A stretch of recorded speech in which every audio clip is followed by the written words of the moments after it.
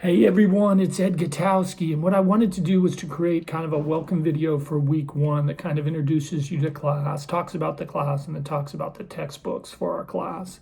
So you notice I posted the images of all the books for class. They should be above my head. And all the books are required for class, and I'll talk a little bit about why I picked them in just a second. But really just want to welcome you to English C1000, super fun class, right? English C1000 is a class that focuses on rhetoric and argument. And we'll get into the rhetoric and argument class in week two. But for week one, I tried to keep things pretty easy. Basically, what you're going to do is there's a list of, I believe, 10 poems that are the foundation for our class. And what I want you to do is kind of read over those poems. Pick the poem that you like the best, explain why, and then explain an argument that you think that poem is dealing with. And that's a great way where we can kind of link into week two, getting into the argument part of class. So we never meet in person. Everything is online. And you basically have the full week to complete all the coursework and class assignments.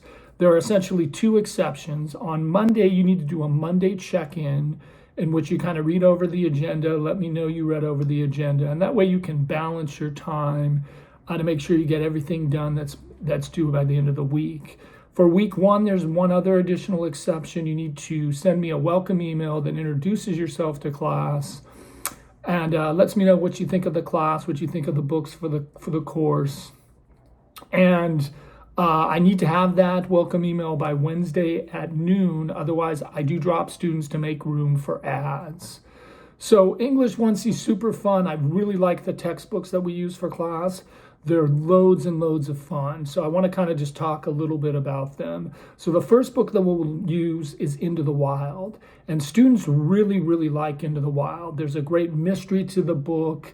There's some interesting arguments that it deals with. So it's kind of perfect for a C1000 class. And the book, I found many ways that why students like the book is because the main character is in a position similar to many of the students in my courses. So the book starts off, you have a kid who's going to college, but he's going to college at Emory University, which is a really prestigious university in the Deep South. But as he's going to college, he has these big questions. Why am I getting an education? What do I want to do with my life? What kind of career do I want? And I find often that many students in my classes have these same questions. Hey, what am I doing in this class? What do I want out of my education? What do I want out of life? And so this student graduates from Emory University. His parents live in Virginia. They have some money. They come down to see their son graduate. And after they graduate, they say, why don't you come home and live with us for the summer before you go to law school? And he got accepted to Harvard Law School. But this kid says, I am going to stay in Atlanta for the summer before I go to law school.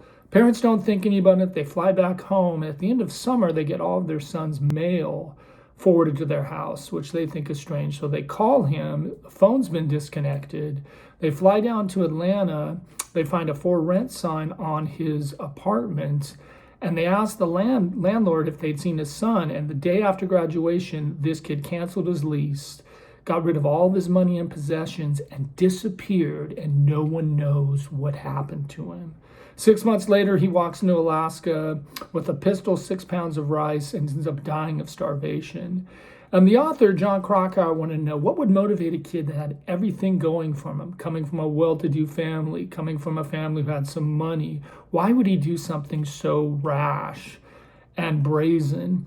And really, that's where the fun part of the book comes, because we'll look at arguments to kind of explain what motivated this kid to do what he did. So when we start reading the book, you're going to kind of be, because the parents, when they find out their son is disappeared, they hire this private detective to kind of find out what happened to their son. So when you start reading, I want you to imagine that you're the private detectives, and we're going to look for clues that what would motivate this student. Into the Wild is lots of fun. Your research paper will be based on it. Now, the second book we're going to look at is a graphic novel called Mouse, which deals with the Holocaust. So we'll look at some Holocaust literature as well. There are, there's a lot of debate over Mouse. Some people say a comic book really can't capture the true horrors of the Holocaust. But I've found that Mouse is really powerful. Students like it. And it raises some great questions about the Holocaust and the purpose of Holocaust literature. The last book that we're going to look at is called The Hate You Give. And this is a book that will look at issues that deal with kind of some issues with race and racism in America. And what I found out is that students really like the book.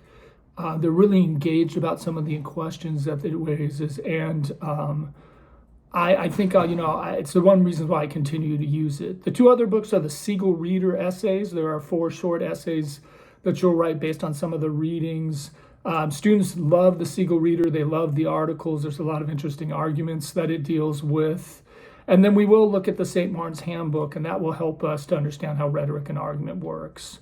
So that just kind of gives you a summary of the class, the books that we're going to use, and I'm super excited and welcome to class, and I can't wait to see what you think of the poems for class.